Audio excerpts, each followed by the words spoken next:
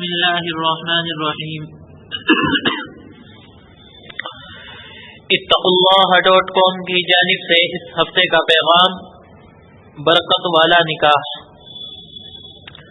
الحمدللہ وکفی وسلام علی عبادہ الذین اصطفی، اما بعد۔ معزز سامعین کرام، حضرت عائشہ صدیقہ رضی اللہ تعالی عنہا فرماتی ہیں کہ اللہ کے حبیب پاک جناب محمد رسول اللہ صلی اللہ علیہ وسلم نے ارشاد فرمایا کہ سب سے بابرکت نکاح وہ ہے جس میں کم سے کم مشقت ہو، یعنی خرچ وغیرہ میں زیادہ مشقت نہ اٹھائی گئی ہو، بلکہ سادگی کے ساتھ بغیر کسی تکلیف و تکلف کے نکاح کر لیا گیا ہو۔ برکت والے نکاح کا نمونہ وہ ہے جو جناب محمد رسول اللہ صلی اللہ علیہ وسلم نے اپنی ازواج مطہرات اور بیٹیوں کے نکاح میں اپنایا۔ سیدنا صدیق اکبر رضی اللہ عنہ نے اپنی چہیتی بیٹی حضرت عائشہ صدیقہ رضی اللہ عنہا کے نکاح میں اختیار کیا، جس طرح حضرت علی رضی اللہ تعالی عنہ نے فاطمہ بنت محمد رسول اللہ صلی اللہ علیہ وسلم سے کیا۔ عبد الرحمن بن عوف اور جابر بن عبداللہ نے اپنی شادیوں میں اپنایا۔ ان حضرات کے یہاں دینی معاملات میں نکاح سے زیادہ آسان کوئی معاملہ نہ تھا، روزمرہ کے معمول کے کاموں کی طرح اسے بھی انجام دے دیتے تھے، مگر ہمارا معاملہ بالکل الٹا ہے۔ اس سے شاید اس سے زیادہ مشقت و پریشانی اور خرچ والا عمل ہمارے یہاں شاید کوئی ہو۔ چنانچہ جہاں کئی رشتے کی بات چلی، آمد و رفت کا سلسلہ شروع ہو گیا، پھلوں کی ٹوکریاں، مٹھائیوں کے دونے، چوڑی، مہندی، کپڑوں کے جوڑے اور نہ جانے کیا کیا۔ اگر منگنی کے بعد نکاح میں سال دو سال کا وقفہ ہے تو عیدی اور عید کے جوڑے، شب برات کے جوڑے وغیرہ وغیرہ، غرض خرچ کا سلسلہ شروع ہو گیا۔ شادی کی تاریخ طے ہوگی تو اس کے لیے لال خط، اس کے ساتھ مٹھائیوں کے ڈبے اور کپڑوں کے جوڑے، اور پھر ایک مجمع میں اس کا دکھاوا۔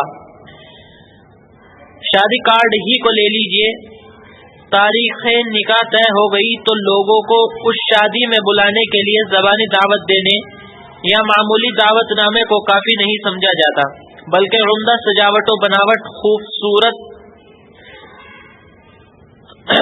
طباعت، جلی حروف میں لڑکی اور لڑکے کا نام، والدین کے اسماء گرامی اور چشمے برا لوگوں کی ایک لمبی فہرست کے ساتھ ایک کارڈ تیار کیا جاتا ہے۔ ہزاروں روپے اس کی تیاری پر خرچ کیے جاتے ہیں، جبکہ بندے کے خیال میں شادی کے خرچ میں شاید اس سے زیادہ فضول خرچی اور کسی کام میں ہوتی ہو۔ دوسری فضول خرچیوں کا کچھ نہ کچھ فائدہ دوسروں کو بھی پہنچ جاتا ہے، لیکن اس کا خرچ علاوہ ردی کی ٹوکری کے اور کچھ نہیں ہے۔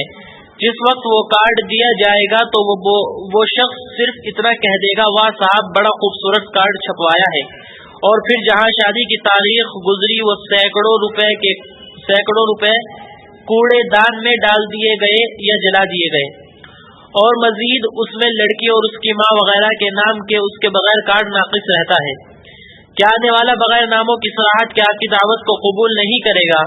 عورت تو کہتے ہیں چھپانے کی چیز کو، یعنی عورت اور اس کی ہر چیز چھپانے کے قابل ہے، اور ہم ہیں کہ اس کی ہر چیز کے ظاہر کرنے کو بڑائی اور شان سمجھتے ہیں، اور اپنی غیرت و حمیت کا جنازہ نکالتے ہیں۔ اگر مقصود صرف ان کو بلانا ہے تو وہ تو ایک معمولی پرچے سے بھی حاصل ہو جائے گا، اور اگر اپنی شان دکھانا ہے تو ایسی کیا شان جو کوڑے دان میں ڈال دی جائے۔ اب جہیز کو لے لیجئے، شادی کا سب سے بڑا خرچ یہی ہوتا ہے۔ سالوں پہلے سے اس کی تیاریاں شروع ہو جاتی ہے۔ بچے کی ولادت ماں باپ کے لیے ایک پریشان کن مسئلہ بنتی جا رہی ہے۔ جس بیچارے کے 2-4 لڑکیاں پیدا ہو جائیں اس کی راتوں کی نیند اڑ جاتی ہے، ہر وقت انہی کی شادی اور سامان جہیز کی ادھیڑ بن میں کھویا رہتا ہے۔ اور اب تو شہروں میں عموماً لوگوں کا یہ ذہن بنتا جا رہا ہے کہ لڑکی کی پیدائش ہوئی تو اسی کے نام سے ڈاک خانہ اور بینک میں کھاتہ کھول کر تھوڑی تھوڑی رقم ماہ بماہ جمع کرتے رہتے ہیں، تاکہ شادی کے وقت تک جہیز کے لیے ایک بڑی رقم آسانی سے جمع ہو جائے۔ بہت سے لوگ بچیوں کا بیمہ کرا دیتے ہیں یا FD کرا دیتے ہیں اور پھر اس رقم کے ساتھ جو سودی رقم ملتی ہے اسے بھی جہیز کے خرچ میں لاتے ہیں، اور جو لوگ ایسا نہیں کرتے وہ عموماً ایسے موقع پر اچھے خاصے مقروض بلکہ سودی قرض میں مبتلا ہو جاتے ہیں اور پھر سالہ سال قرض کے بوجھ میں دبے رہتے ہیں۔ معزز سامعین کرام، لغت کے اعتبار سے جہیز گھر یا مسافر یا دلہن کے ضروری سامان کو کہتے ہیں، لہذا جہیز اس مختصر سامان کو کہیں گے جو دلہن کے ساتھ گھر کی ضروری اشیاء کے طور پر کیا گیا ہو، یعنی اس کی حقیقت ویسی ہی ہو جیسا کسی مسافر کے سامان سفر کی ہوتی ہے، لباس، پوشاک، بستر وغیرہ۔ شریعت کے اعتبار سے بھی معروف جہیز کی کوئی سند نہیں، یقیناً قرآن و حدیث میں صلہ رحمی کا حکم دیا گیا ہے، اس کی فضیلت بتائی گئی ہے، لہذا اگر بطور صلہ رحمی کے اپنی حیثیت کے مطابق لڑکی کو کچھ دے دیا جائے تو شریعت اس کو ناجائز اور حرام نہیں کہتی، لیکن صلہ رحمی کا مطلب ہے اپنی حیثیت کے مطابق بغیر کسی مشقت کے ضرورت مند کی ضرورت کو پورا کرنا، یعنی اسے جس چیز کی ضرورت ہے اس کو پورا کر دینا یا اس میں تعاون کر دینا۔ تو اگر یہ لڑکی اور داماد کے ساتھ صلہ رحمی ہے تو ان کی وقتی ضروریات کا لحاظ کرنا چاہیے، جبکہ رواحی جہیز میں اس کا بالکل لحاظ نہیں ہوتا کہ لڑکی اور داماد کو کس چیز کی ضرورت ہے، جو چیزیں دی جا رہی ہے اسے اس کی ضرورت ہے یا نہیں، بلکہ عموماً یہ ہوتا ہے کہ اگر داماد انتہائی خوشحال ہو، ضرورت کی ہر چیز اس کے پاس موجود ہو، پھر بھی مخصوص و متعین چیزیں دی جائیں گی، چاہے وہ سامان گھر پہنچ کر بیکار اور ضائع ہی کیوں نہ ہو جائے۔